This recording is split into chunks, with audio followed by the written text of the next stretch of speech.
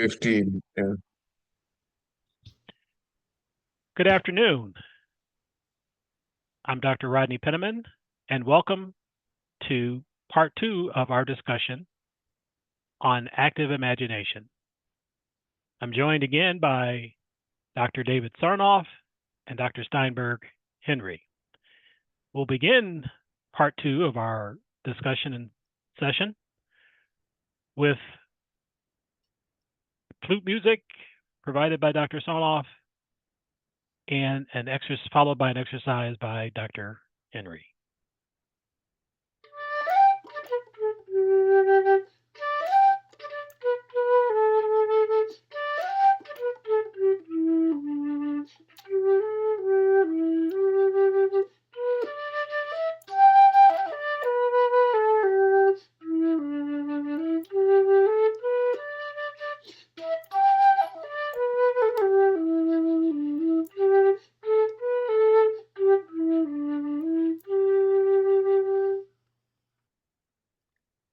Throughout all ages, human beings have used various methods and means for calming their minds. It is the same with us. We can do the same today. And all it requires is that we can close our eyes for a while just to get the state of calm. And we allow our thoughts to flow, because they are thoughts, they are in the mind, and they're going to come up. And there are so many wonderful things, organ, sounds, light, color, more particularly for us, active images. And they are as ancient as the first human. And you know what's beautiful? They are in all the organs of our body. They are in your heart, your lungs, your stomach, they're in your fingers.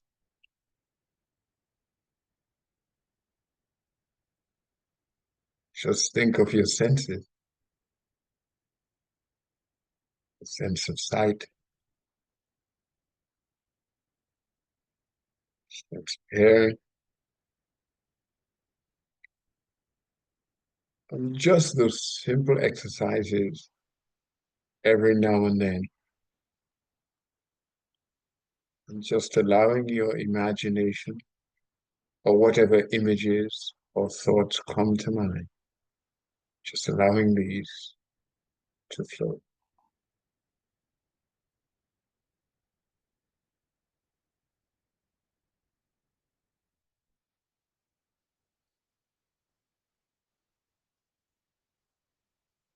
Thank you very much.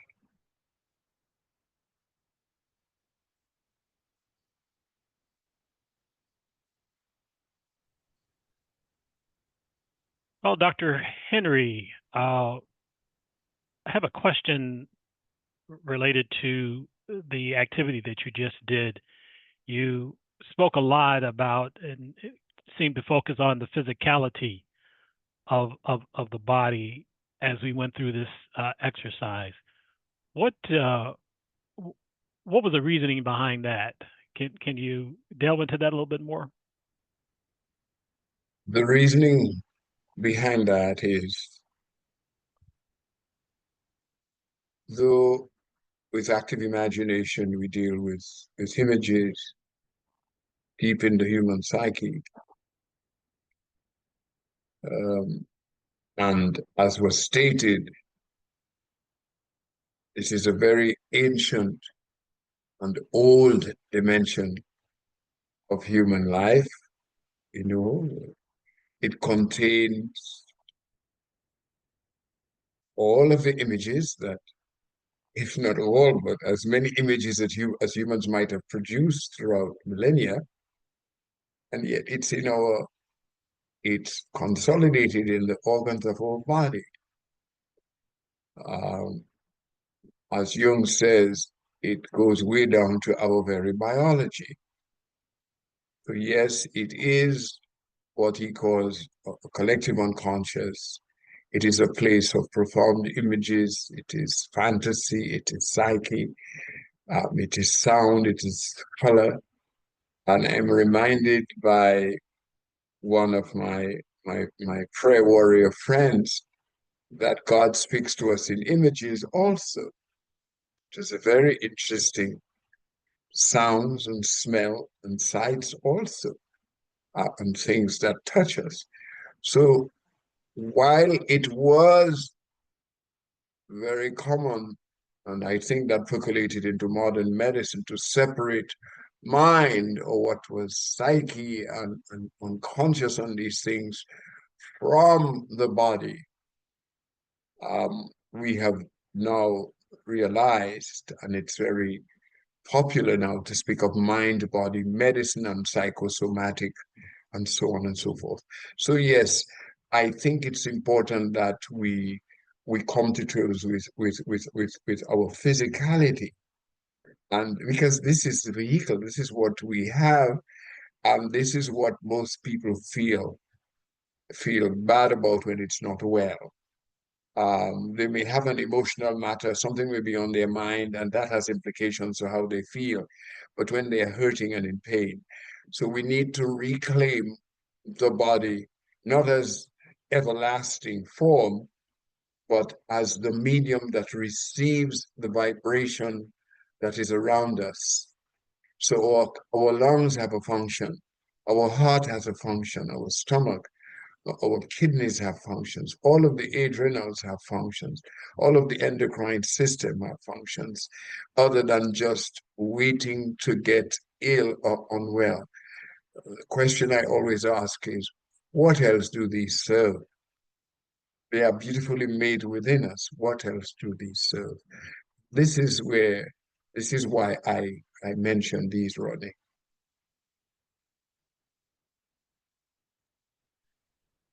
Thank you. I like that explanation. So let's get into some further discussion questions.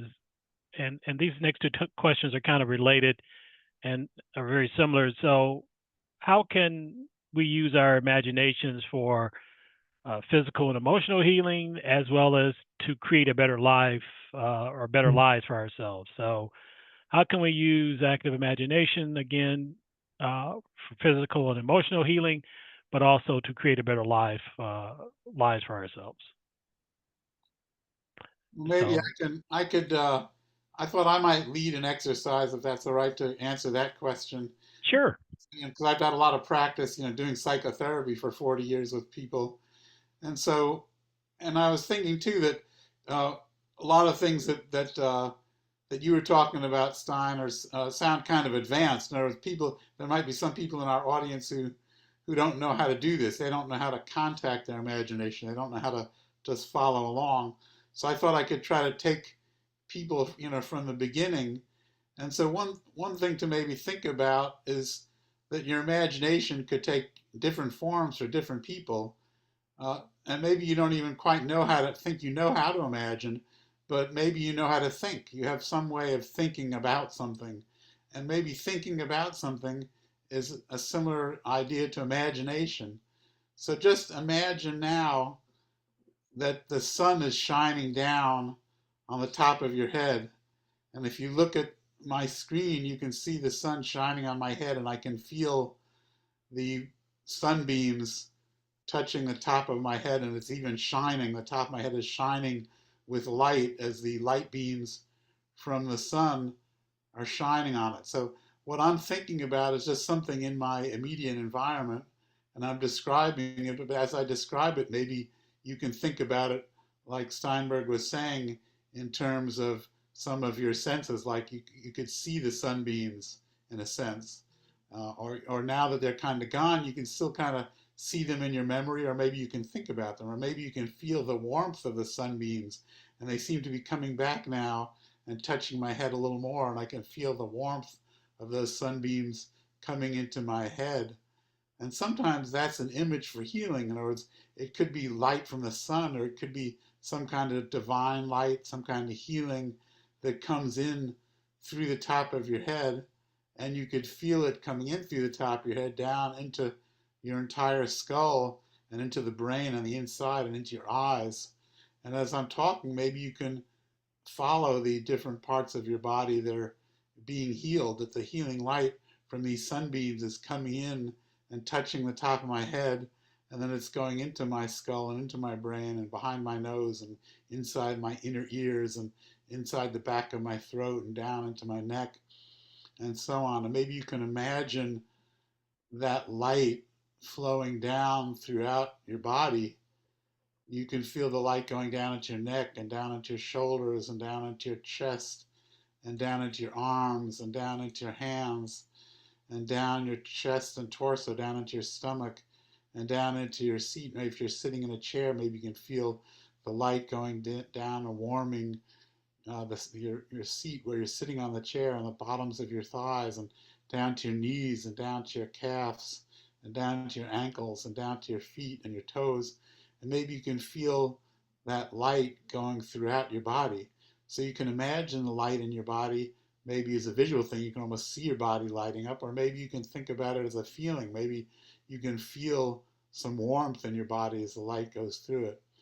Whatever you imagine healing to be, maybe there's an emotional feeling. Maybe you feel good in your heart, in your chest, in your gut, in different parts of your body as the light flows through your entire body and fills it with warmth and healing. And once you feel more healing in your body, you can also use your imagination to think about yourself going forward with more healing into a new future. So maybe start with a vacation. Start with someplace really beautiful that you'd like to go. Maybe you could think about a place that's so beautiful and so peaceful that you could be happy just being there. And think about your place with all your senses. So what can you see in your beautiful place? Maybe it's a natural outdoor place.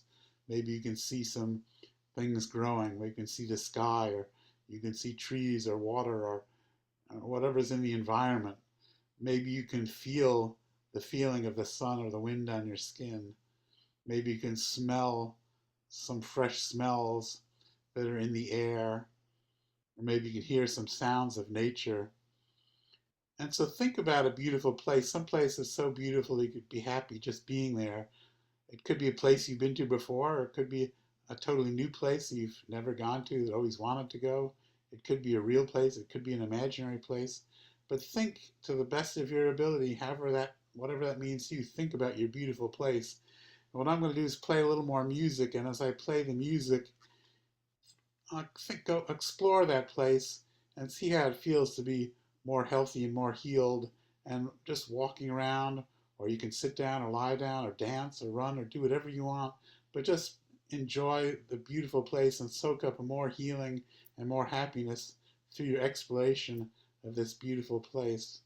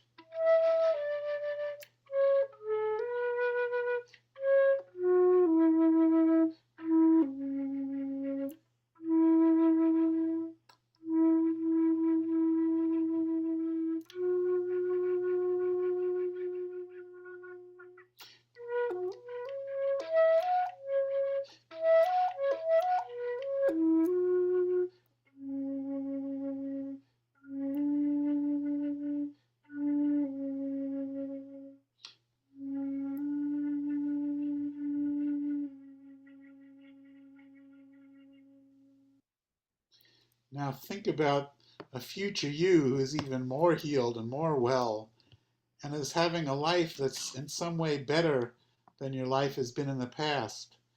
Think about some goals that you'd like to achieve. Think of some places you'd like to go, some people you'd like to meet, some things you'd like to accomplish. What are some of the things in your future that could possibly be better than what you've experienced so far? And as you think about you in the future, also use your senses to see yourself in a better position. See yourself somewhere where you're doing something that you haven't done before. And notice what that feels like in your body. How do you feel emotionally as you're doing this new activity? Or maybe you're doing it in a new situation or a new place. So maybe you can see things around you and see what it's like when you're a new, improved version of yourself, having achieved some new goals, being something more than you were before. What does that look like? What does that feel like? When you talk to people, how does your voice sound? How do the voices of other people sound to you? What have you accomplished? What can you see and hear and feel in your future?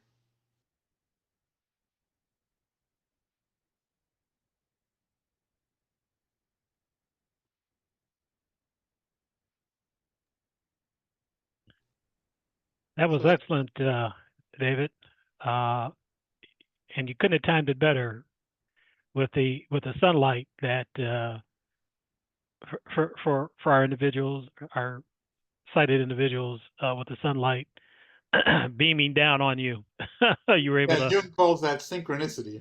is synchronicity, yeah. So again, for our sighted individuals, you're able to see that and experience that. Uh, Sign, anything to add to that discussion? While the exercise was going on, I was thinking, how do you see with your eyes closed? And I know David said it felt advanced, but it was a way of entering the space and the imagination that is active. It was a way of entering that space, and it provided an excellent introduction to what we're doing. And the idea of the see yourself, see the sun, see. Somebody may be asking, and it's fun. We want to treat it as fun. Somebody may be asking, how do I see if my eyes are closed? What do I see? Okay, close your eyes and think, is it your thought? What is it that makes you, is it because you remember something? I said, you remember when we were walking down that street and immediately you see a building, you see a house, you see a shop, you see a store. But how do you see it? Because it's not physically in front of you. This is where the imagination takes off. But remember, in trying to quote quote see, you hear things too. If there was a Burger King close to the place, you'd probably smell. So when you can literally feel the air touching you. You can taste if there's a music store close by, you can hear the song that was, in a sense, you can bring all of these together. And there is a place in you. I don't want to say in your mind, I don't want to say in your head, but there is a place in you that consolidates all of this. You know what's beautiful is that as you do what David has presented to us, notice that it calms you. And as it calms you, your heart rate decreases. You become calmer. And your brain waves decrease, they become lighter, slower. And that, in a sense, has implications for well-being, for your health, for things as deep, as profound as blood pressure levels. So those are some, that was the beauty of this exercise as I followed it. And I think that seeing, when you talked about seeing, how do you see with your eyes closed? That's why I said that, these are all words. And of course, in our current society, words have kind of lost their meaning, or their meanings keep changing, or we don't even know what words mean. But I use the phrase think about. So when you see in your imagination, maybe that's the same as thinking about something. Well, so if I'm thinking about a flower, what kind of flower I'm thinking about? Well, maybe I'm thinking about a rose, or maybe I'm thinking about a daisy, or maybe I'm thinking about a violet. But when I think about each of those different kind of flowers, there's a lot of mental associations that come with them. The rose might be a red rose or a pink rose or a white rose or a yellow rose. Or it could be many different colors. The violet probably is purple. So there are colors, and there's also shapes. The violet is smaller and shaped differently from the rose, which is usually bigger. So I mean, so we're, in a sense, you're seeing, even if you're not really seeing, if you're just thinking about it in some way, you're thinking about the characteristics that could be experienced visually. Of course, they could also be experienced with a state by touch. So people who are blind will touch somebody's face to see the face, right? You can see them by touching the forehead and touching. You can see with your hands where the hair is by the feeling of the texture. Or like if somebody touched my head, they would feel it's almost like sandpaper on the top, because that's where I shaved the hair off the top of my head. It's like sandpaper. And maybe you can hear a sound. You can hear the sound of my hand. Hear that? Can you hear that? The sound of my hand rubbing on the top of my head. That's almost like the sound of sandpaper on the top of my head. So that's what my hair looks like. Like it looks like sandpaper, but that's, or it feels. You can Mhm. feel it, you can see it, but you can hear it, you can think about it. All these senses blend together into some kind of experience of how do we experience reality. Maybe it's different for each person. Even sighted people imagine things very differently when they say, "Well, I can, in my mind's eye, I can see it," or "I can, in my imagination, I can see it." There are all different ways of seeing that might be very different for different people. Mhm. Keep in mind also briefly that it's not a controlled environment. By that I mean it's not you coming here to do things.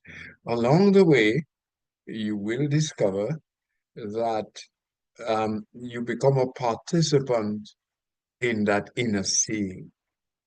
So you are so relaxed and so calm and somehow in a state of becoming bliss that you can allow to hear a sound. And when you hear a sound, it produces light,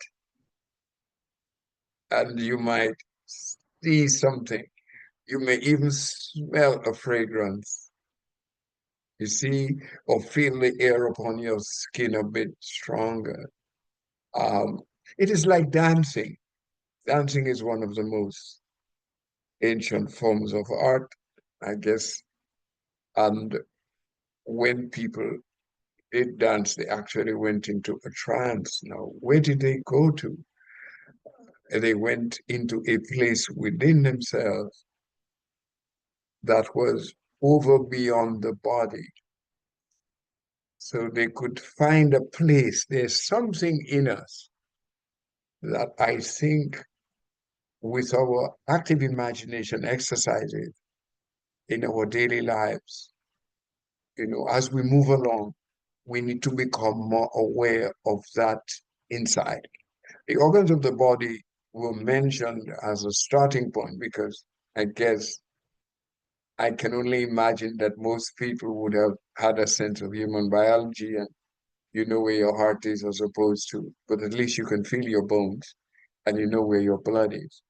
I think those things are things we've neglected in the process of seeking out that freedom, that liberation, that healing, that sense of well-being, we tended to always leave the body behind. And I think active imagination involves the body. It involves the senses. Yes, I think one thing that, as you're talking, I thought of the idea of practice. That I think there's the way you described the seeing and the hearing and the smelling, the fragrance. They sounded, you made them come to life like they were real, like they were very vivid, almost like, if you really smelled, like you said, if you walk by Burger King, you'd smell it in real life. But if you're imagining it, maybe you could almost smell it too. But maybe for some people, they can't really smell it in the same way, but they can kind of remember how it smelled, or they can kind of, there's a, it might be vague. It might be, for different people, it might be more vivid, or for other people, it might be more subtle. But I guess for any of us, I think the more we practice these kind of exercises, the more vivid they could become, and the more deeply relaxed you are, and the more time you dedicate to Yes, it, David, you're the actually more right. It's something practicing. that has to be practiced. It's something that has to be practiced and incorporated, or put into people's daily lives. So you can have 15, 20 minutes, half an hour, 5 minutes. It just makes a difference. Um, People are telling people these days, when you get angry, just step away from the scene and take a couple breaths. Why is the breath so important? What is it about the breath that seems to calm and restore us back to a sensibility? Is the breath at the center of our lives? Some people say, feel the breath deep down in your belly. What is the breath that we should follow it? Um, you know, these are moments, that things that you begin to think of. But what becomes more important when you listen to the flute music, when you listen to some of the things we say, because we are getting you to think about it, not just simply to do it, but think about what you're doing and become aware of it, and what it means. And as you practice a bit more calming of yourself, relaxing yourself, resting your arms, your feet, just your whole body, and feeling inside of you becoming calmer and calmer. The heartbeat is a very important gauge, if we were to use that word, where you can listen to your heartbeat, and it can go through your entire body almost. And strangely enough, it seems to follow breath, and breath seems to follow it. So there's something beautiful about that. There's something beautiful about that. It's just the way, even while you do it and you are not doing it completely as we stated, but you will feel a certain sense of calm. And the more you do it, the calmer you are able to make yourself through your own imagination. You could listen to music and practice. You could dance and do steps and practice. And as you step, some people are able to transform themselves into what they would like to be. For instance, there's the story of these children who are about to get involved in athletics, in a meet. Some of them are unsure whether they will win. Another one is uncertain. One lacks a little confidence. And he's asked to take a few breaths and imagine himself, as David was saying, running and running and running. And people usually close their eyes to do those things. And imagine yourself, winning and jumping. And in some instances, some are asked to get strong. And is there an animal that you like? And one guy says, I love an elephant. So say, imagine that you're an elephant. And people are able to do those things very well. Just imagine the strength, and it goes into themselves for a while. And I think with a bit more practice, just imagine the beauty of visualization for children in learning systems. So I just thought, but this is this Okay. is becoming a beautiful discussion. Yes, but Yes, we're really, yeah. yeah, definitely a great organic discussion that's involved here. But in the interest of time, let's move along. So we spent some time focusing on the individual self. Let's shift the focus a little bit more in how we can use active imagination for the well-being of our communities.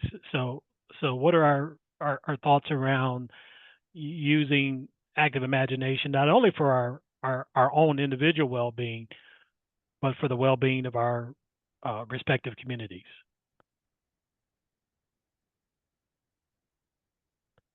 I think a lot of it has to do with people coming together. Um, there is that, there is the more sedate practice of groups of meditators gathering, and when they sit to meditate or lotus, they their collective activity, when they do it together, it creates a certain ambiance. It's like you can literally walk into a place and feel when it's calm and meditative. You can feel that. So the age-old practice of people gathering, people meeting in churches, at social gatherings, or other events, but you can well imagine, I'm thinking that they have a particular state of mind, a certain calm state of mind. So those and people doing things together. But it's the mood that accompanies it. You can well imagine that if people were to carry out an active imagination exercise collectively, they would either be working on a common activity, building a bridge, let us say, or setting up some kind of social event or concert or something like this. But because they're working together, that has a way of creating a certain vibrancy among them. And yet, the individual, the single person has to come to the event with a certain awareness and a certain consciousness. So, yes, we talk about community, but the individual has to come to that event with a certain awareness. I don't know, David, I don't know, and Rodney, what you think about this, but that's what comes to mind as I think about this Well, what I was thinking, right away. really part of what we can realize is that we're connected with others, that our mind, Jung had the concept of the collective unconscious. And so the idea is that our unconscious mind or our imagination, what's in our imagination isn't necessarily only personal. It's really communal. It's really, so I might get an idea of something, and maybe somebody else gets an idea. Now, scientists are only beginning to study this, things like the electromagnetic field of the heart or the brain.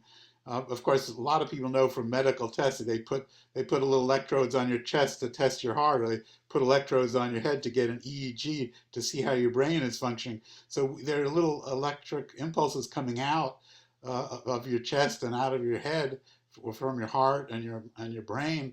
But these don't stop at the skull. They come out naturally. They come out Mhm. beyond our physical body. So when we're Yeah. close to other people, and like in a group meditation you talked about, there's some kind of brain waves pattern of electromagnetic Cohesion, yes, coherence. the hearts of the people, the brains of the people are somehow getting entrained together. They're getting in harmony. They're synchronizing. So we are, what we imagine has an impact on ourselves, but also on others. I've done an experiment like this over the years, many times in different classes, where I'll play the flute and I'll tell the people to imagine something, imagine going somewhere like I did today. I said, think about a beautiful place you'd like to go to, and they pair off, and lots of times the people who are paired off together both go to the same place without knowing it.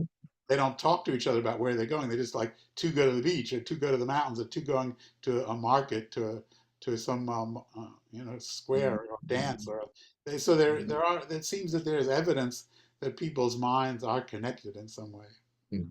So by being as healthy as we can be, that not only helps us, but it helps all the people around us and all the people in contact. And also, I think the word intention came into my mind. I think we have to have the intention that Yes. we're that we're not just selfishless. We're not selfish. We're not doing this just for ourselves. We're doing it for others as well. And in a way, it is in our self-interest to protect others, because the world is getting very small, and it's not like a win or lose situation. We're all going to win or we're all going to lose. I think we're all in this world together. It's a very small world, and getting smaller and smaller as the human race gets bigger and bigger in population. We're filling up the planet, and we've got to learn to take care of each other, or otherwise it's disastrous for all of us. We have to care for one another and our planet. So we're all in this together, and I think people all know that on some level, and the thing is, how do we get together and really take care of each other? It's not easy. It's just Sure. it's just fascinating that we each have the same physiology, anatomy, and yet we think differently. Each person thinks differently from another person, and that is the wonderful gift of creation. It's just like we each have a particular fingerprint. I think it is a beautiful thing. I remember coming from Caribbean, one Calypsonian sang about celebrating our differences. And it is strange. I think the differences are merely external, gentlemen. I don't know what you think, but internally, I think we are the same and blessed enough to know that our breath and our language, the way we speak, can be so different. We even speak different languages from that same physiology. So we are more resourceful and wonderful than we believe. And then lots of questions arise, thinking of the context in which we are today, political systems, geopolitics that grips the world. How is it we are unable to live together? See, what has made the difference? What has created the problem? You All see? right. I'm gonna stop us uh, there a little bit on this particular discussion because we're kind of running short here on time. I will just add that for me, in terms of the uh, well-being for our community, and you mentioned a little bit about the collective unconsciousness, David. For me, we can use active imagination to change the narrative. In many respects, because I think right now the narrative has become so negative, particularly within our own country. And so if we can use active imagination, our own individual imaginations, to influence the collective unconscious, which will then hopefully influence the narrative. I think that is work that we can And when you definitely say focus on. when you say the narrative, Rodney, that really is important to know what the narrative is. And right now, I think the narrative is like win lose, but the real narrative that's going to be successful is win win. In other words, we don't the game we're playing is the wrong kind of game. We don't want to play a win lose, because I don't think there's if you have a war in a world like this with the kind of weapons we have now, there is no winner. Everybody loses. So we want to have a win-win solution to our human problems. We Sure, I everybody I I agree, and I think narrative if is win-win. Everybody win. No, there's you, no you, losers. All you winners. you make a good point in terms of defining what that narrative is. Being clear on and agreeing. You've got an organization on entitled what we agree on, and so that's maybe part of the discussion in coming to some agreement on what the narrative is. But anyway, one final question that I want to focus on, and this was really your area, Stein, that you really uh, brought into a discussion was the within. And if you could just maybe share a little bit briefly about this whole notion of within and what is that within? When I grew up as a child in the Caribbean, colonial Dominica, um, the British, it wouldn't be long on this, but the British ran things, and we had to sing God Save the Gracious Queen and so on and so forth. And we would be gathered, and they would, as a beginner, to start us off, they would say, we want you to breathe in and breathe out. And breathing in also always required us to draw in something as if it was from outside. The breath was always outside. The breathing in, the breath we drew from something, it was always around us. When we grew up, and I think in much of the Christian world, you were asked to pray, and you always tend to look outside of yourself, look up to the sky. It is strange that I say this, all of the wisdom traditions of the world have taught us that there's something within us. And it is that is defining 21st century algorithms, if I were to use a word like this, inside of this, because we have fascinating algorithms within us. It is a gentler place. The people who have Christianity would have heard it. The people who have Christ, the people who are of Buddha, the people who come from the Hindu tradition, people from the African traditions who are very concerned about breathing. So yes, I think as we are now, when we mention collective unconscious and community, Jung would have approached the deeper parts of his consciousness through a silencing, through an effortlessness, through a play method, as he might imagine him being a child. There's something inside that is quieting, and it is in, you could go to your belly, you could go to your lungs, because I mentioned this because this is the most obvious thing that we can sense. What is inside of me? And when you feel and you do not feel the organs, actually, probably a doctor of medicine or a person who has conducted autopsies or seen done looked at you know, those bodies as they are resting, waiting for surgical intervention. You know, probably when you look into those things, you will discover that there is a silence. And then we find the thoughts that are raging. And we ask, what are these thoughts? Do they come from my kidney? Do they come from my liver? Do they come from my lungs? Do they come from my throat? What are these thoughts? And if they come from a place called mind, is mind inside of me? And if mind is inside of me, does mind have a body? What does mind look like? Does mind have an eye? Does mind have an ears? What does mind have? And the thoughts come out of mind. And strangely enough, the thoughts need breath for them to travel. That might be an interesting question. But the next question, which comes close to that, is there's language in us. I mean, we don't speak through our fingers. I mean, our fingers can touch warmly, but the words come through our fingers, they come through our mouths. And where do these words come from? They come from inside of us. What is there about this inside that we have neglected in this part of the world? What is it? And now we are realizing that it is the time to turn to it because we've done stuff to our planet, we've done stuff to each other, we're still trying to fight wars and control nation states. What else is there beyond that competition? What else is there beyond that strife and that struggle? And basically, this is it.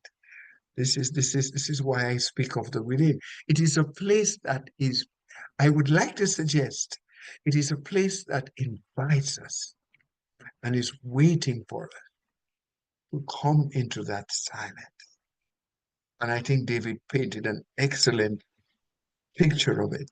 It is that type of silence, that quieting of the self that creates the healing. And that's quite different from a cure.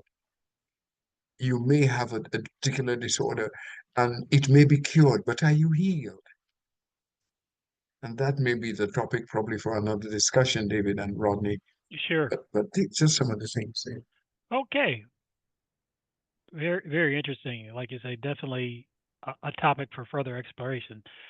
All right, gentlemen, we're going to have to leave it there, and want to thank you, David, and you, Stein, for your contribution to this very interesting discussion. I'd like to thank our audience for joining us and taking the time to listen to this discussion. So stay tuned for additional discussions and topics around the subject matter of active imagination. And I'm Dr. Rodney Penniman, wishing you a great rest of your day. Take care now.